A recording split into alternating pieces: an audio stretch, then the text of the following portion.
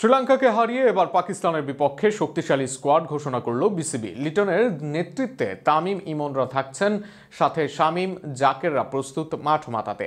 পেজে ফিজ তাসকিনদের সঙ্গে শরীফুল সাকিবরা আছেন, স্পিনে মাহেদী মেহেদীর সঙ্গে রিশাদ হোসেন। সব মিলিয়ে পাকিস্তানের বিপক্ষে ঘোষিত স্কোয়াড নিয়ে আরও বিস্তারিত থাকছে প্রতিবেদনে। পাকিস্তানের বিপক্ষে 3 ম্যাচের টি-20 সিরিজের জন্য 16 সদস্যের স্কোয়াড দল ঘোষণা করেছে বাংলাদেশ ক্রিকেট বোর্ড বিসিবি। শ্রীলঙ্কার মাটিতে সদ্য সমাপ্ত টি-20 সিরিজে ঐতিহাসিক জয় পাওয়া স্কোয়াডকে আস্থার সঙ্গে ধরে রেখেছেন নির্বাচকরা। দলের নেতৃত্বে থাকছেন লিটন কুমার দাসী। সিরিজটি অনুষ্ঠিত হবে ঢাকার মিরপুরে শেরে বাংলা জাতীয় ক্রিকেট স্টেডিয়ামে 20 থেকে 24 জুলাই পর্যন্ত। ঘরের মাঠে খেলা হওয়ায় বাংলাদেশ দল বাড়তি আত্মবিশ্বাস নিয়ে নামবে পাকিস্তানের বিপক্ষে। ঘোষিত দলে ওপেনার হিসেবে আছেন তানজিদ হাসান তামিম, পারভেজ হোসেন ইমন, নাইম শেখ এবং অধিনায়ক লিটন কুমার দাস নিজেও খেলেন টপ অর্ডারে।